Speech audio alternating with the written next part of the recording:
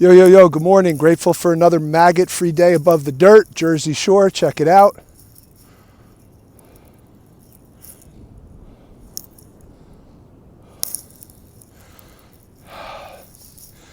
So, this video is kind of not in the linear mode with what I've been talking about. It's kind of random, but just something I was thinking about when I was running, so I figured I'd talk about it.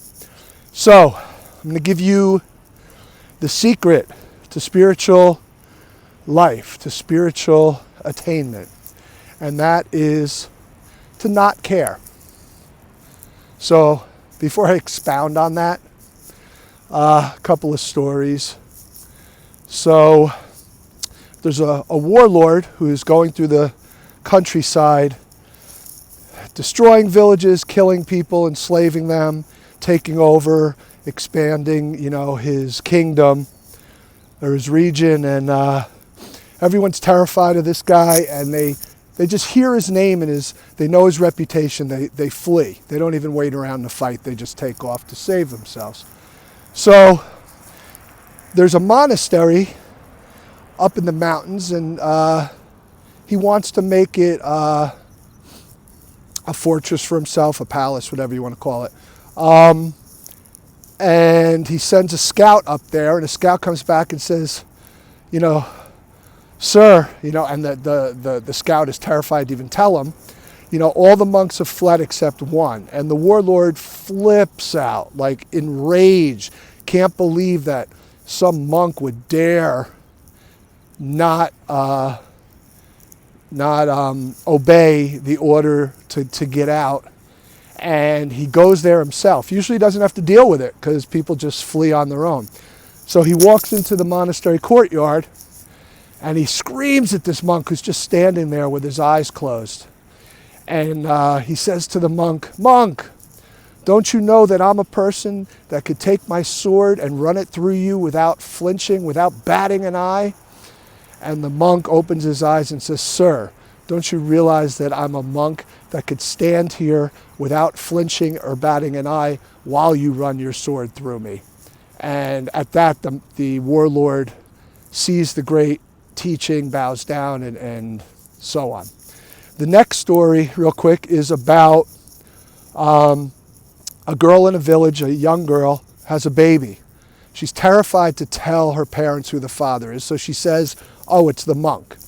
The parents are outraged, the village is outraged that this monk would have sex with a girl and get her pregnant.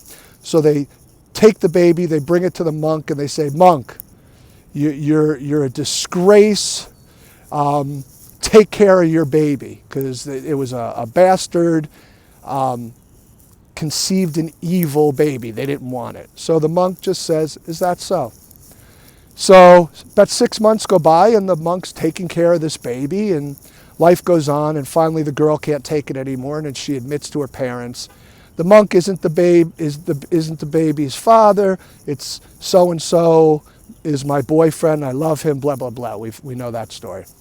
So the parents and the whole village feel such shame, not only because they believed it, but because of how they treated the monk.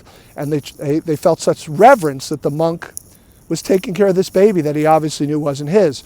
So they go back to the monk and they say, "Monk, they apologize. We're so sorry. Thank you. Please, we want the baby back." And the monk just says, "Is that so?" and hands the baby back. So these stories, obviously metaphors and stories are to an extreme, and they're meant to not only teach us a lesson, but kind of set a benchmark or threshold for how hard or we want to try to adhere to it, what the lesson is, right? So the lesson here is, and going back to what I said in the beginning, the secret to practice is not caring. Of course, we care. What not caring means is an egoic sense of caring where we respond and react from a place of I, me, or mine. So it doesn't mean we don't have those feelings. It doesn't mean, they're not relevant, but it means that we're not triggered by them to to instantly react, right? So not caring is quite selfless, because you take the ego, you take the construct or the idea of self out of it, and you have a non-attached awareness where you're willing to not flinch, right? To not bat an eye at what's in front of you, whatever difficulty it might be, and you deal with it without question. You don't say, oh, well, I didn't do it, or try to rationalize or justify or blame or judge. If it's in front of you, you deal with it without flinching, without batting an eye. So when I say non-attached, I'm not a fan of the word detachment, and it's used a lot by people. And to me, detachment denotes a disassociation, where non-attached, it's not semantics to me. Non-attached means we're completely engaged with what's happening without an egoic attachment that would cause us to pursue and avoid, or get entangled in egoic responses such as blame or judgment or envy or jealousy, or all these things, right? So in not caring, in this context, is how we care the most, because we remove ourselves from the equation and we just become action, appropriate action to do what needs to be done. All right, hope that was helpful. Have a great maggot-free day above the dirt. Peace out.